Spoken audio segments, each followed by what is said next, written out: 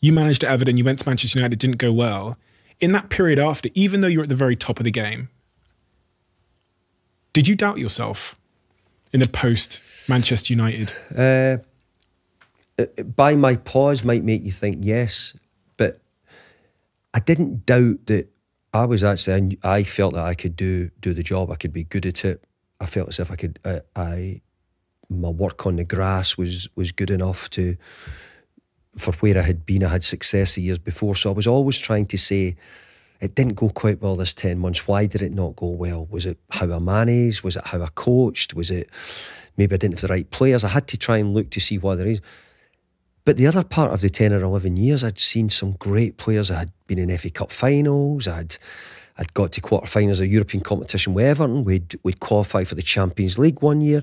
So I was thinking as well, was I going to say that was all no good then, the years we had done it? So I think once I put it in perspective, then I says, no, I'm not doubting it. But what I do think is, I think most days you have to get up and be ready to sort of challenge yourself every day. I don't think you can get out of bed every morning and think, hey, this is fine. You know, I'm doing okay here. I think every day you're sort of getting up and saying is, you know, how am I going to try and be better? How can I make people better? How can I make a difference today with what I've got? Paranoid almost. Yeah, near enough to an extent where you're saying is, no, I can't. No, you folks say, do you bring your work home? I really think if you're in the boss, if you're the boss, you're always bringing your work home, because you're not just putting your head off and saying, I'm leaving that in the office and I'll pick it up in the morning. I think very rarely you're doing that. I think that's just life if you're a CEO or a boss. I very much agree. I very much agree with that idea of taking the work home. And also, when things don't go wrong, in hindsight, everybody's quick to diagnose why it didn't go wrong. Has the subsequent 10 years where everyone has failed at Manchester United felt good? Because everyone has failed. Jose's failed. Yeah. Van Gaal went there. You went there. I'm missing someone. I think I'm missing someone. I mean, Carrick had a stint. Ollie was in it. Ollie was in. He failed as well. So that's 5 or 6 great managers who couldn't make it work at Manchester United for whatever reason. So I think time has almost been good to you in terms of the story of your time there. Look, I've got huge respect for Jose Mourinho. Huge respect for Louis van Gaal. You know, Ollie was new and is one of Manchester United's own, so was always going to be given every opportunity to try and make it work as well. So I think there's been some great managers going into Manchester United. I think the biggest problem for Manchester United is Manchester City. How do we? I'm a Manchester United fan, season ticket holder.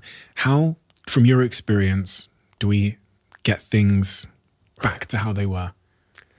I think you'll need to probably get rid of Pep somehow from Man City. I think that's my way. I look at it. I think Pep is. I think there is some managers. I think. But you must have an unbelievable perspective, better than me, at like what, because you knew Fergie, you knew the club, everything. You've been inside it. What do we need to do to get back to? I think Manchester United had different principles than most of the other clubs. Looked at their youth a lot. Didn't always sign maybe as I said before, maybe the top diamond. God. Always sort of picked out good players who improved. And now and again went and bought a Cantona every so often, or Van Nistelrooy or Van Persie at different times. So at different times they bought really good players at good times. This is actually a really good point, because we've also bought some world-class players and they've all failed. Yeah, so there is something about Manchester United had their own way, but because of the competition which came in from Manchester City, Chelsea probably more in the earlier years, I think those two clubs. I think Liverpool have had an incredible period and got a really good manager as well and top players.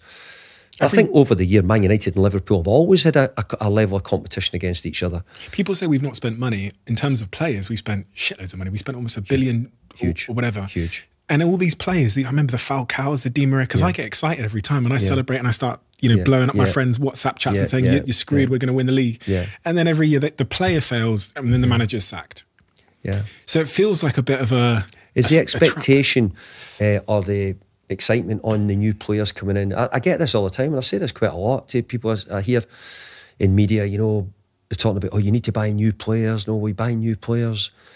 And actually, I would really like football to be where money was not always going to be the key to it. We think the more players or the more money you spend means that you win the league or you're successful. And look, I think it probably will prove that it is.